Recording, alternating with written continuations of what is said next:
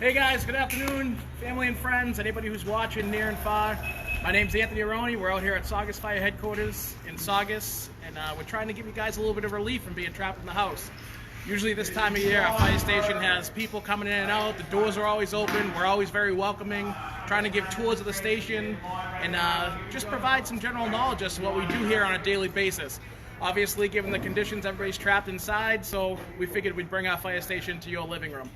A couple of things that we have going on today. We have Lieutenant Bill Cross, who's in charge of our Student Awareness of Fire Safety Education program. He's going to come down, give us a tour of the station. We're going to take a look at what's going on. We have a lot of training that's going on. We have a couple new hires, so we'll be able to check in with them and just see what the life of a daily firefighter looks like here at the fire department. So before we get started, a couple ground rules. Things always change here at the drop of a hat. The alarm might go off and the firefighters might have to go out. If we're lucky, maybe we can tag along and be able to ride in the fire truck with some of these guys as the day goes on. Also, we are live on Facebook, but you can jump in at any time, watch the video, leave if you need to, come back. You might be able to watch it later. And also, we might be able to take some questions. So if you have any questions or anything that you want to add, we do have Frank over here. He's monitoring that, so you can jump in, ask any questions, and we'll do the best that we can to answer those throughout the process here. Probably should be about 30 minutes. Might go a little bit longer, might go a little bit shorter, depending on what's going on. But we'll do the best we can. So we'll get started. We'll invite Bill down. Bill's going to lead the rest of the program today, and we'll see what we have going on. Bill, come on down.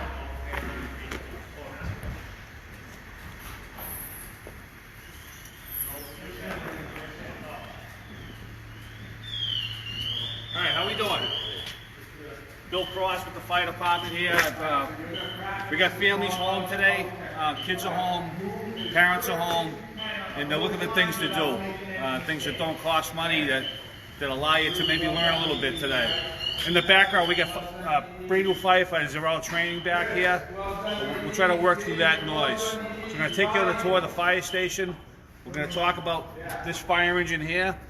We'll talk about what you do if there's a fire inside your house. We'll show you a firefighter all dressed up, and then we'll call it a day. So we walk over here, come over to our pump.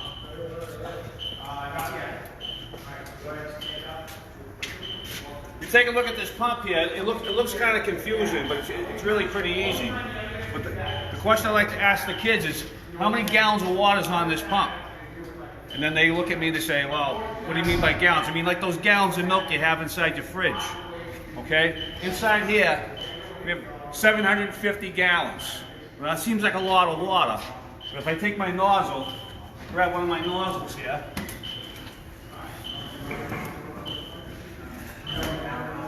Grab one of these nozzles here. This nozzle here shoots 100 gallons a minute. So for you smart kids out there, the smart ones, 750 gallons, I'm shooting 100 gallons a minute. How many minutes of water do I have? Anybody? Bueller? Anyone? 7.5 minutes I have. I have 7.5 minutes of water. It's not a lot of water when you have a house fire. So what do we have to do then? Well, I'll tell you what we do. I'll have one of my top guys put this back. Okay, we'll walk over to the back.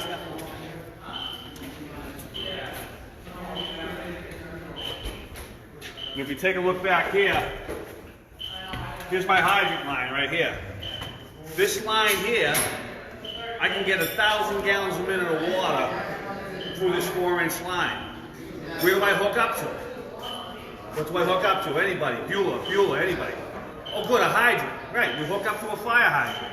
Right? So inside in your neighborhoods, you have fire hydrants everywhere. Really important that you don't color code them the way you guys would like it. We have color codes on there for a reason. If you have a green hydrant in Saugus, that's the best hydrant you can have. And then they go down from red, yellow, black. Okay? So we go off a tank water to start. We come to the back of the fire engine, we hook up to a hydrant, and we're working off the city's water. Okay? So that's our fire engine there. Joe, if we come over this way, I'll show you a couple of compartments.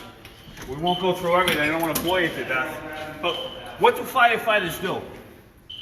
Do we just go to fires? No. Medical calls, car accidents, hazmats, water rescue, You name it. If you have a problem, you call 911, the fire department's coming. So inside here, medical gear we have inside here, a couple of water cans, again for a smaller fire, all right? Blankets inside here, tops. We don't want to talk about that stuff down there. It's the active shooter. We hope we never have that.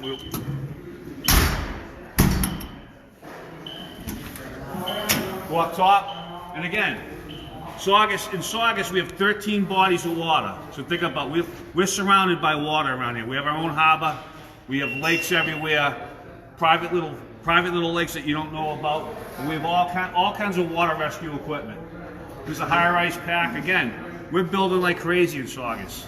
High-rise packs, something we're going to be using a lot more of in the future. All right.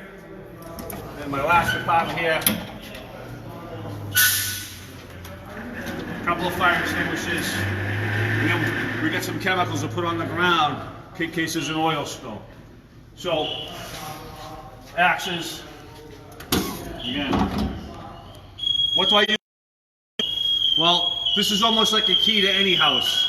If I can't get inside your house, we're going to find a way. Let's talk about if there's a fire inside your house now. Okay? So, it's 3 o'clock in the morning. You're laying in bed. Let me get my smoke detector to work. Come on, baby. Put this down. There we go. So, you're laying in bed. You hear the smoke detector go off. Before you do anything else, before you call 911, before you wake your parents up, what do you think's the first thing I want you to do? I want you to get down low. I want you to get down low. The reason why we get down low, if I was to build a fire inside a room, okay, and we stood to the outside and watched that fire build, looking through the window, watching that fire get bigger and bigger, what we would see is that smoke starts to come up and it hits the ceiling, and it comes across and it hits the walls. When you watch the smoke, it starts to come down. It almost comes down like a curtain. Trying to look through that smoke is like me trying to look through this fire engine to see the other side. You can't see through smoke. That's why we get down low. We also get down low because it's a lot cooler down there. Up here, 6 feet tall. Up here could be 300, 400, 500 degrees. Down at the floor, could be about 100. So your brain may tell you to get down low anyway, if you don't get down low yourself. All right. So I get down low to the floor. I'm gonna walk over to a door. So we come over. I stay low to the floor.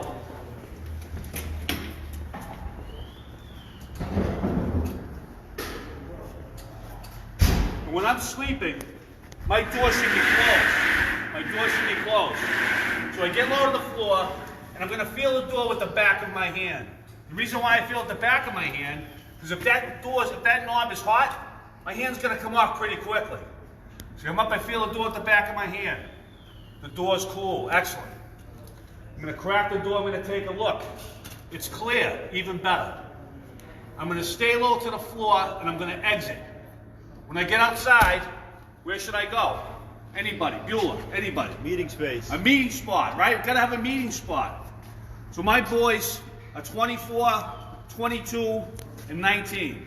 They know at my house, the meeting space at my house is my garage in the backyard.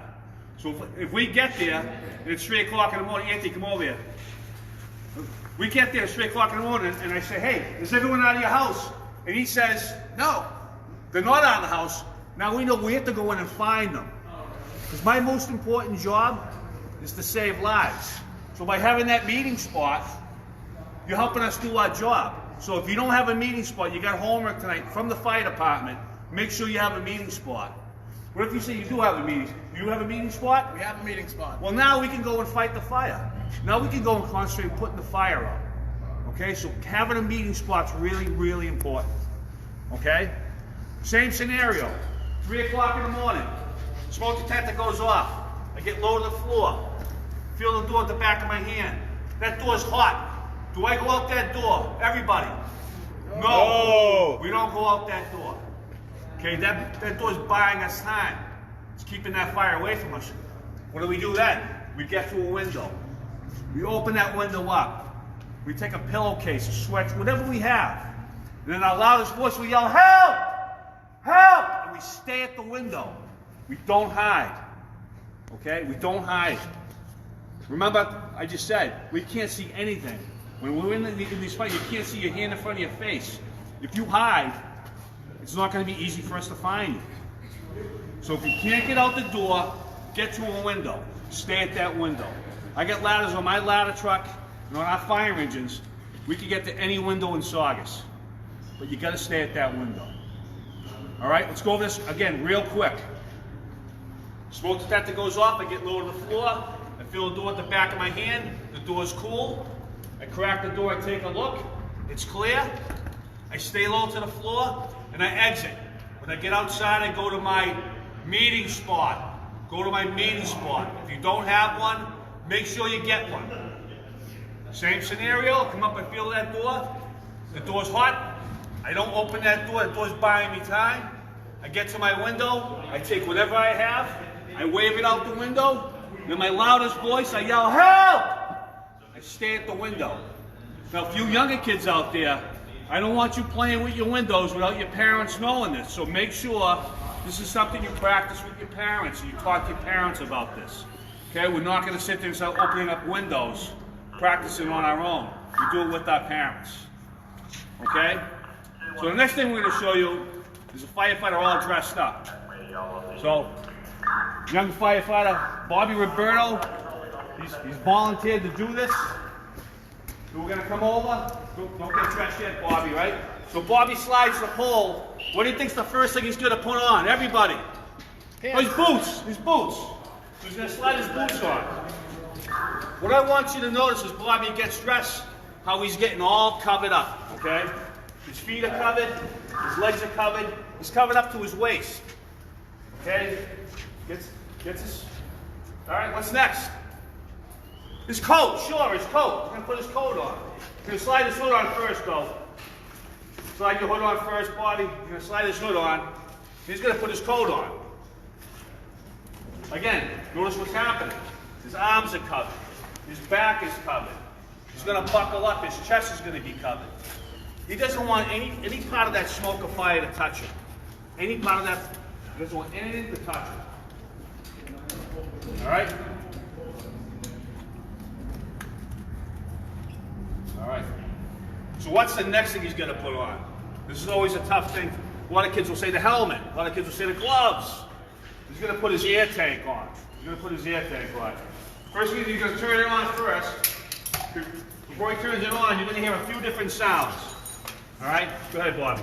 So the first sound, and classic mistake. Don docking switch was open. So the first thing you heard was a vibration. That's Bobby's low air alarm. That tells Bobby if he's inside a fire, this vibrates. It's time for him to get out, to actually get out of the building. The second thing you heard was his pass device. So we take a look at his pass device. We're hearing a pass device in the background. That's not Bobby's. So Bobby's pass device is built in down here on his hips. If he stops moving inside a fire, it's gonna set off a couple of chirps that tell him to stop moving. If he doesn't move, it's going to go into an alarm. The alarm sounds something like this. So if we hear this sound on the fire ground, it tells every firefighter working that we got a firefighter down, we got to go and find him. We hope we never hear that sound. Okay? All right, Bobby. Throw this on. Okay, so Bobby puts this on, right? So again, getting all covered up. So this bottle, once he gets it on, I have him turn around.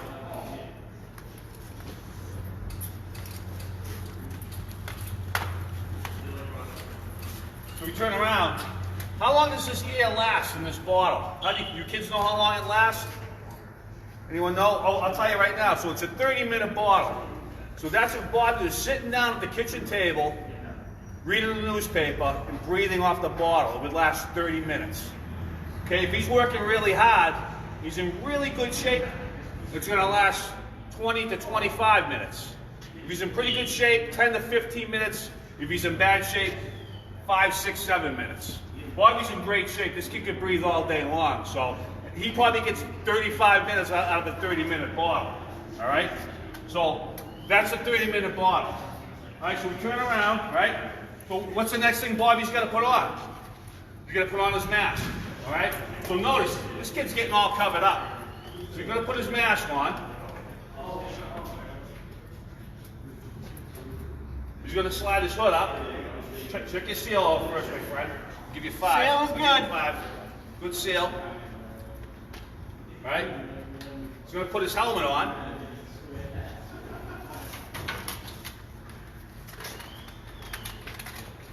So before he goes on air, what I want all you kids to notice is that every part of Bobby is going to be covered up. We don't want any of that skin showing, okay? We don't want any skin showing because this is a dangerous job. But what we're finding out is that the smoke that's touching us is killing us early. So we're making sure that we're all covered up. We're all ready to go. So he's going to put his gloves on. So before he goes on the air, help me stand up, Bobby. Before he goes on the air, how many of you kids have seen Star Wars?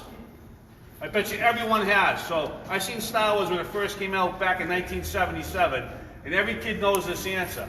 So when Bobby goes on air, tell me who he sounds like. Who does he sound like, kids? Star Wars. Darth Vader? So if Darth Vader comes in your room at 3 o'clock in the morning, right? Come in are you going to hide from him? Everybody. No. We're going to go to the firefighter. We're not going to hide, all right? This guy's friendly. He's getting all this stuff on because he wants to go home to his family. So always go to the firefighter. All right? Any questions? Any concerns? Questions? Oh, you can send the questions over to this site, I guess. If you have questions, go right ahead and send them. We'll do our best to answer them. Other than that, listen, stay home, wash your hands, stay home, stay away from other people. Let's let this thing pass and be safe. And thanks for listening, and Thanks, Bill. We'll see you later. Thank you. Thanks, Bobby. Thanks, Bobby. All right. Guys, thanks again for joining us. A couple things, if you weren't with us right at the beginning, we're going to try to do this more frequently, so make sure you comment down below, add in some suggestions, any feedback, anything that you'd like to see, any questions that you might have. If you want to come back and watch it again later, you feel free to do so. We got plenty more stuff that we can do here, so we're going to try, like I said, try to do this more frequently. There's a lot going on right now, and sadly you can't visit us here at the station, so we're going to try to bring that visitation to you as much and as frequently as we possibly can. Is there any questions out there right now? Do we have a question? How many trucks and stations in Saugus? The Saugus Fire Department right now has 2 fire stations. There's one right here on Hamilton Street. This is headquarters, where we have the ladder truck as well as an engine that flows water. The ladder has the ladder on top to go to the top of tall buildings. Over at the other station, we have another fire truck. That's a pumper. That's engine 1, and they handle the other side of town. How much does all the gear weigh? All the gear that Bobby had on over here, all the gear all together adds about 75 pounds to a firefighter. So all that gear added up, the air tank, the jacket, the pants, everything all together is about 70 to 75 pounds. So additional weight when you're going into fires and things like that. And then somebody wants to say the inside of the trucks. Yeah, we can go through. We'll go through the inside of the truck. We have engine 3 right here. Like I said at the beginning, these trucks are in service, so we may have to jump out on a call real quick. And if we're lucky enough, we'll be able to join in and go around. So we'll come over here to engine 3 and we'll climb in the back of the truck and just see what's going on. Some of the stuff that the firefighters have at their disposal on the way to calls. So over here at the back of engine 3, this is where the firefighters ride in. They slide the pole, they come down, they put all their gear on, they get ready to go, and they climb right in the back here. In this particular piece, there's 4 seats. We can fit 4 firefighters back here. Usually the air tanks are right up in the seat. So they can put them on the way to the call. Everything, all the gear is back here. We have some fun toys, some stuff that you might even find at your house. Every firefighter has a flashlight. We all have flashlights that we use, just like the ones that you would use at home. We bring them in so that we can see at night and in the dark. Some of the other toys that we have back here. We have a thermal imaging camera. This camera allows us to see heat through smoke. So we might not necessarily be able to see through smoke, but we can see heat type things through there. Let's bring it down and see if we can... Frank, go stand over there. So here on the camera, it detects heat. So you can see the differences between the warm and the cold in the camera. Kind of cool. Move around a little bit, Frank. And we can see different things. Perfect. That allows us, we bring that into fire so that we can see different types of heat elements where we might not be able to see with our eyes.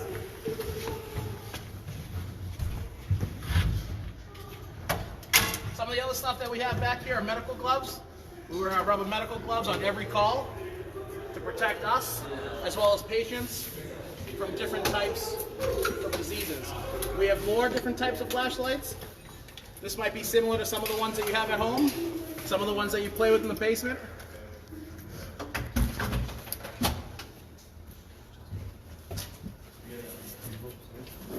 Some more Garrett, if you want to come up, Mike, maybe you can come up and just show them how the pack sits in here. The air packs themselves are built into the seats so that we can put them on at a moment's notice on the way to a call without having to put them on before we get in. So you can get all dressed up in your gear and then be able to sit down and take the straps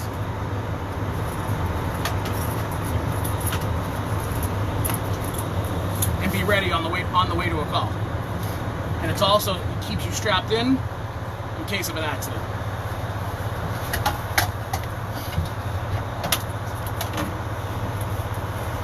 Someone wanted to see someone take the pole again, so I think Rosa's up there, and he'll come down in a minute. All right, for those of you who missed the firefighter coming down the pole at the beginning of the broadcast, we'll jump back over and see if firefighter Carosa can come down the pole for us.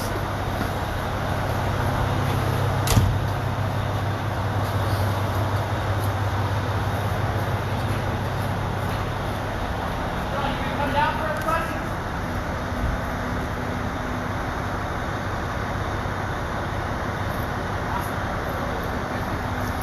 Fire poles that we have here at Central Station are 37.5 feet tall. It's some of the tallest fire poles in the area. So it's actually 3 stories. We come down from the quarters upstairs where we do all of our business and hang out most of the time during the day. And we come down the pole for a call when we need to go out on an emergency. Let's check in with some of the new guys, some of the guys who are in training over here to see what they have going on. They're all dressed up. They're doing a little bit of training. They're brand new to the job. This is their 2nd week. So they're all in their gear, they get the air packs on, and they're going through some training evolutions, just like we would at the Fire Academy.